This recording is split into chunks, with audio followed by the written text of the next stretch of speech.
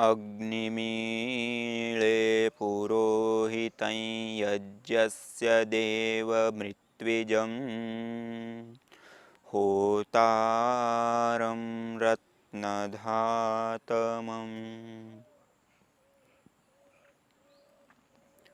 सर्वरक्षक परमपिता परमात्मा को प्रणाम करते हुए, उनको कृतज्ञतापूर्वक याद करते हुए, जो हम सब लोगों के लिए अन्न जल वायु प्रकाश इत्यादि की समस्त व्यवस्था करता है और जिन्होंने हम अपने जीवन को दिव्य बना पाए, भगवत जीवन को जी पाए, अपने जीवन में पूर्णता को हम प्राप्त कर पाए, हमारे जीवन का जो उद्देश्य है, जो लक्ष्य है, उसको प्राप्त कर पाए, उसके लिए जो आवश्यक सर्वोत्तम जो ज्ञान है, उस ज्ञान को देने वाले उस प्रभु को कृतज्ञतापूर्वक याद करते हुए, उनको नमन करते हुए, और यह जो वेद रूपी ज्ञान उस परमपिता परमात्मा ने दिया है, वह ज्ञान कोई सामान्य ज्ञान नहीं है, सर्वोत्तम ज्ञान है, सर्वश्रेष्ठ ज्ञान है, सत्य ज्ञान है। इसलिए कहा गया है कि वेद सब सत्य विद्याओं का पुस्तक है। वेद का पढ़ना, पढ़ाना, सुनना, सुनाना सब आर्यों का श्रेष्ठ धर्म है। इस प्रकार महर्षि दयानंद सरस्वती जी ने अपने जो आर्य समाज के 10 नियम बनाए, उसमें से एक नियम बना दिया। मानी वेद जो है वह सब सत्य विद्याओं का पुस्तक है, और वेद का जब हम स्वाध्याय करते, सत्संग करते हैं, तो हमारी ज्ञान की वृद्धि होती है, हमारे मस्तिष्क में यथार्थ ज्ञान बढ़ता है। और ज्ञान की तो इतनी महिमा है, इतनी महिमा है कि ज्ञान से ही ये समष्टि चालित होते हैं। ज्ञान के आधार पे ही हमारा संपूर्ण जीवन का जो भवन है वो खड़ा होता है। नींव जो होती है वह ज्ञान ही होता है। जैसा ज्ञान होगा वैसा ही हमारा जीवन होगा। जैसा हम सब लोगों का ज्ञान होता है उसी के अनुसार हम आचरण करते हैं, व्यवहार करते हैं, क्रियाएं करते हैं, जिसके आधार पर ये सारा जो जगत है उसकी दिशा और दशा तय होती हैं और बनती हैं। तो ये सारा का सारा जो कुछ भी हम बाहर देखते हैं या हम अपने जीवन को देखें, सबके मूल में यदि हम जाएंगे तो एक ही चीज़ हमको मिलेगी, ज्ञान। पहले ज्ञान होता है, उसी ज्ञान के आधार पर हम सारी क्रियाकलाप करते हैं, और जैसे हम क्रियाकलाप करते हैं वैसा ही हमारा जीवन, और जैसे क्रियाकलाप हर एक एक व्यक्ति अपने अपने जीवन में करते हैं और पूरा एक समाज सामूहिक रूप से जो कर्म होते हैं वही एक जगत की दिशा बन जाती हैं। इसलिए ज्ञान की तो अपार महिमा है, और शास्त्रों में तो यहाँ तक कह दिया है, श्रद्धावानम लभते ज्ञानम तत्पर संयतेन्द्रिय। मानी जो श्रद्धावान व्यक्ति होता है वह इस ज्ञान को प्राप्त करता है। श्रद्धावान लभते ज्ञानम तत्पर संयतेन्द्रिय। उनकी जो इंद्रियां हैं वो संयत है, जिसकी मानी संयमित है, जिसकी ज्ञानम लब्धा पराम शांति अचिरेण अधिगच्छति। और उस ज्ञान को प्राप्त करके परम शांति को प्राप्त कर लेता है, अचिरेण अधिगच्छति, और वो परम कल्याण को प्राप्त कर लेता है, और चिरकाल तक वो स्थिर गति को प्राप्त करता है, लंबे काल तक उस मोक्ष की अवस्था को प्राप्त करता है। तो यह जो ज्ञान है वह बहुत ही उत्तम ज्ञान है, सर्वश्रेष्ठ ज्ञान है, और उस ज्ञान को परमपिता परमात्मा ने हमको देकर के हमारे सबके ऊपर इतनी बड़ी अनुकंपा की है, इतनी बड़ी करुणा की है, इतना बड़ा हमारे ऊपर उपकार किया है कि उसको हम जन्मों जन्मों तक नहीं चुका सकते। ये जो ज्ञान है वही हमारा कल्याण का साधन है। और हम अपने व्यवहार में भी देख सकते हैं कि जैसा ज्ञान होता है वैसा ही हमारा व्यवहार होता है, जैसा ज्ञान होता है वैसा ही हमारी चेष्टाएं होती है, और वैसा ही हमारा जीवन होता है।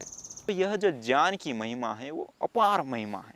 तो उसी ज्ञान में जो वेद रूपी ज्ञान परमपिता परमात्मा ने, प्रभु ने हमको दिया है, उस ज्ञान के बारे में हम चर्चा कर रहे थे, उसका सत्संग स्वाध्याय कर रहे थे। और उस वेद में जो यज्ञ से संबंधित जो मंत्र हैं उसके ऊपर हम चर्चा कर रहे हैं। तो आइए उसी क्रम में आगे बढ़ते हैं, और वेदों में जो कहा गया है विभिन्न प्रकार से यज्ञ की महिमा या यज्ञ का जो गुणगान है उसको देख रहे थे। तो उसी के अनुसार यज्ञो विततन्ति साय्यः, ये ऋग्वेद में कहा गया है, यज्ञो विततन्ति साय्यः, अर्थात यज्ञ जो है वो सर्वत्र सुख फैलाने वाला है, चारों ओर सुख फैलाने हैं। स्वाहा वयम कृण्वामा हविन से, हम स्वाहा पूर्वक हवियों को, अग्नि को प्रदान करें, यज्ञ करें, हवन करें। तो ये ऋग्वेद में विभिन्न प्रकार से यज्ञ को करने के लिए बताया गया, और इस प्रकार से यज्ञ करेंगे तो यज्ञ जो है सर्वत्र सुख फैलाने वाला है, शांति फैलाने वाला है, सद्भावनाएं फैलाने वाला है। क्योंकि ये जो यज्ञ की भावना है वही त्याग की भावना है, वही देव पूजा, संगतिकरण और दान की भावना है। देवताओं की पूजा जो हमको नित्य प्रति देते हैं, उनके प्रति सद्भाव, उनके प्रति कृतज्ञता का भाव, उनको देने का भाव, जो भी हमारे पास बन पाए वो उनके लिए हम दे। देव पूजा, संगतिकरण मानी समत्व में स्थित रहना, जो हमारे बराबर की उम्र के हैं उन सब लोगों के साथ समत्व का भाव, मानी संगतिकरण मानी मिलजुल करके जो रहने की भावना है, हम स्वयं भी मिलजुल करके आपस में रहे, अन्य प्राणियों के साथ भी ऐसे रहे, इस प्रकृति के साथ भी उन मिलजुल के रहे। इसलिए तो कहा परस्परम भावयंता परम श्रेयो अवाप्स्यथ। हम परस्परता में जब हम जिएंगे, हम उनको दे वो हमको दे, क्योंकि ये जीवन जो हमारा है वो परस्परता में ही संपूर्ण जीवन है। हम यदि अलग इकाई होकर के जीना चाहेंगे तो नहीं जी पाएंगे, क्योंकि अकेले में यहाँ पे ये अस्तित्व में हमारी कुछ भी चलने वाली नहीं है, सब परस्परता में है। हम मनुष्य हैं तो मनुष्य में भी हम परस्परता में हमारा संबंध होता है, परस्परता में हमको जीना होता है। इसी प्रकार से हम अपने जीवन में देखें तो अपने जीवन में अन्य जो पशु पक्षी प्राणी इत्यादि हैं उसके साथ भी हमारा कुछ ना कुछ संबंध है, जिसको हमको निभाते हुए जीना होता है। यदि वो भी नहीं है इस जीवन में, तब भी हमारा जीवन पूर्णता से युक्त नहीं हो सकता, हम नहीं जी सकते। इसी प्रकार पर्यावरण जो पेड़ पौधे इत्यादि हैं उसका भी हमारे जीवन के साथ एक संबंध है, यदि वो भी ना हो तो वो भी हम नहीं जी सकते।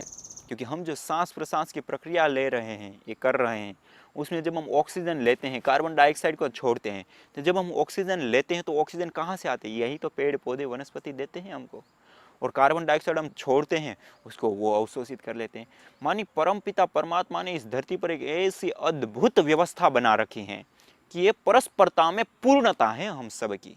यदि इस परस्परता को हम ध्यान में नहीं रखेंगे, अपने स्वार्थ को ध्यान में रख करके हम काम करेंगे, तो निश्चित ही हम दुख को प्राप्त करेंगे, अधोगति को प्राप्त करेंगे, अज्ञानता को प्राप्त करेंगे, और हमारे जीवन में दुख आएगा ही आएगा। इसलिए ये जो समत्व की भावना है, जो संगतिकरण की भावना है, परस्परता की जो भावना है, एक दूसरे को देख करके चलना, किसी को हानि ना पहुंचाना, सबको लाभ पहुंचाना, और सबके साथ हमारा उत्थान है, वो जो भावना है वह यज्ञ की भावना है, संगतिकरण। क्योंकि ये जो सारा अस्तित्व है उसमें परस्परता में ही हमारे जीवन का अस्तित्व है।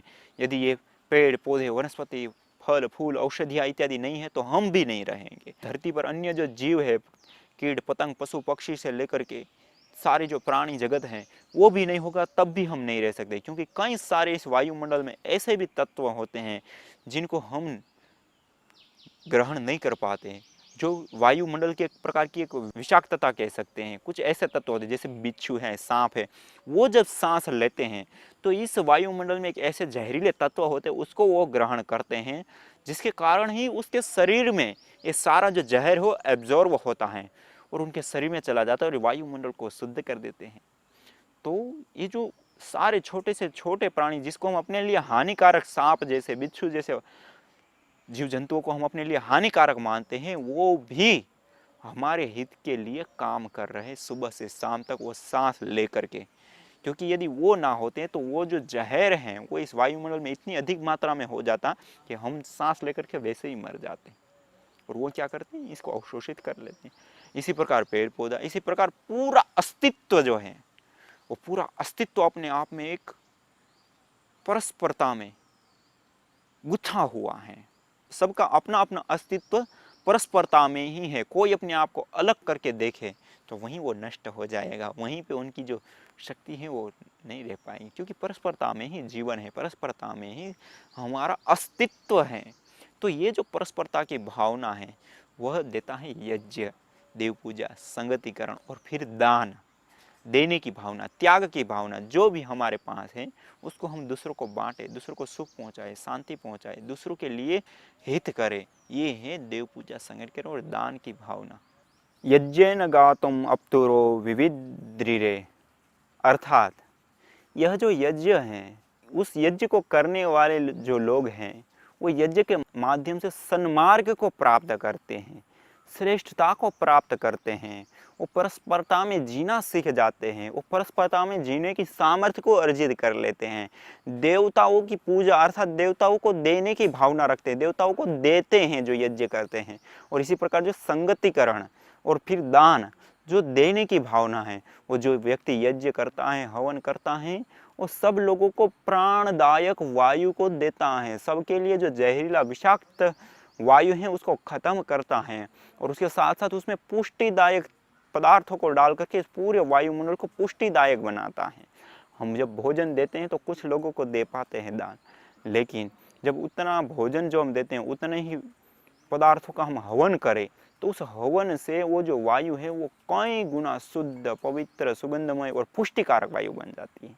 इसलिए जिसको हम पुरोडास भी वैदिक भाषा में बोलते हैं, जिसमें अलग अलग प्रकार के जो व्यंजन होते हैं उसको अग्निहोत्र में डाला जाता है, अग्नि में डाला जाता है। तो वो जो पुरोडास है, जो पदार्थ है, वो कई गुना बढ़ जाता है और पुष्टिकारक वातावरण को बनाता है। वातावरण में ऐसी शक्ति का संचार कर देता है कि हम उसकी कल्पना नहीं कर सकते। और वो जो पुष्टिदायक वातावरण है उसमें जब सांस लेते तो हमारा शरीर भी पुष्ट होता है। हाँ, बहुत ही अद्भुत लाभ होता है। जब व्यक्ति बहुत रोगी होता है, जैसे पूर्व काल में जो चिकित्साएं होती थी उसमें जब व्यक्ति बहुत ही ज़्यादा रोगी हो जाता है तो उस समय जब वो भोजन को ऑब्जर्व नहीं कर पाता है, पचा नहीं पाता है, जब खा नहीं पाता है, ऐसी जब स्थिति हो जाती है तो उस समय भी उसका जो भोजन है वो भोजन इस प्रकार से उनको दिया जाता है कि वो सांस तो लेता ही है। कितना भी व्यक्ति बीमार हो जाए, सांस तो कोई भी व्यक्ति लेता है, जब तक मरता नहीं तब तक सांस लेता है, और जो सांस लेता है उसके माध्यम से भी हम एनर्जी को उसके भीतर प्रविष्ट करा देते हैं।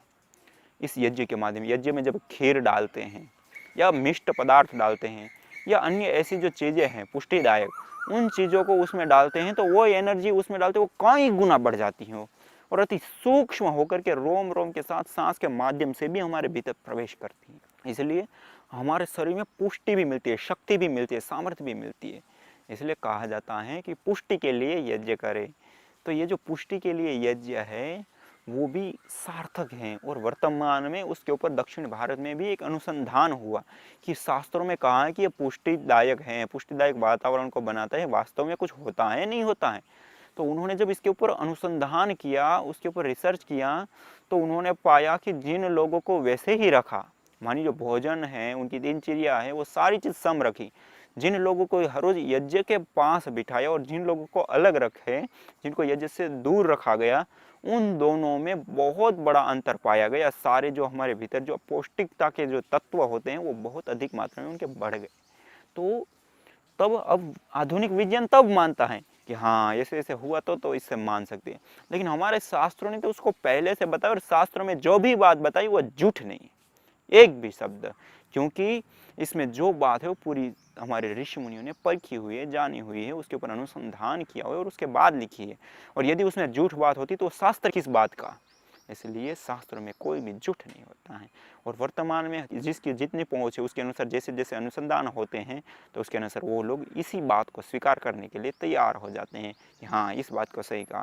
लेकिन जब तक उन्होंने इसके ऊपर काम नहीं किया है, वहाँ तक पहुँचे नहीं, तब तक तो वो भी नहीं बोल सकते कि हाँ सही है नहीं है। लेकिन जो आप इस शब्द प्रमाण को मानते हैं, आप्त पुरुषों की वाणी को मानते हैं, जिनको ऋषियों के ऊपर विश्वास है, जिनको वेद के ऊपर विश्वास है, भगवान की वाणी वेद वाणी के ऊपर विश्वास है, वो लोग तो सब लोग इस चीज़ को मानते हैं एक स्वर से, और वास्तव में वो लोग इस लाभ को प्राप्त करते हैं और अपने जीवन में उस दिव्यता को धारण करते हैं। और उनके जो भी विभिन्न लाभ हैं, यज्ञो विदधन्ति साह्य, यज्ञ जो है सर्वत्र सुख फैलाने वाला है, सहस्रारंभ शुचि जीवोग्नि, जो यज्ञ है वो सब जगह पर सुख को फैलाने वाला है, शांति को फैलाने वाला। तो ये विभिन्न प्रकार के जो कथन वेद में कहा गया वो कोई सामान्य थोड़ी है कथन। एक वाक्य के अंदर, एक मंत्र के अंदर उतनी बड़ी शक्ति है, इतनी बड़ी सामर्थ्य है कि वो यथार्थता को बताने के साथ साथ वो हमको उस चीज़ तक ले जाना चाहता है, और हम लोग उनसे अवगत होकर के हम भी अपने जीवन में, अपने आचरण में, अपनी दिनचर्या में उन चीज़ों को अपनाएं और हम खुद भी उससे लाभान्वित हो। इस लाभान्वित होने का एक सबसे उत्तम कर्म है, क्योंकि हमारे सामने जो ज्ञान है वही सब कुछ है। यदि ज्ञान हमारे पास नहीं तब तक हम कुछ नहीं कर सकते। और वेदों के माध्यम से हमको ये ज्ञान मिला कि ये जो यज्ञ है, अग्निहोत्र हैं, उसको सुबह शाम करने से हमारे आध्यात्मिक जीवन की पूर्णता होती है। हम जब इस प्रकार का जीवन जो जी रहे हैं उसमें हर ओर से हम ले ही ले रहे हैं देवताओं से, तो वापस देने की कोई प्रक्रिया है तो वह है यज्ञ हवन। अग्निर्वै देवानाम मुख, जो यज्ञ की अग्नि हो देवताओं का मुख है, उसमें जो भी हम पदार्थ की आहुति हवि स्वाहापूर्वक देते हैं वो सभी देवताओं तक पहुंच जाती हैं, सभी देवताओं के मुख में जाती हैं। तो उससे देवता लोग प्रसन्न होते हैं। जैसे मैंने अभी बताया कि इच्छन्ति देवा सन्वता, जो यज्ञ अग्निहोत्र हवन करता है उसके अनुकूल हो जाते हैं देवता लोग, उनके प्रिय हो जाते हैं देवता लोग उनको भी चाहने लग जाते हैं।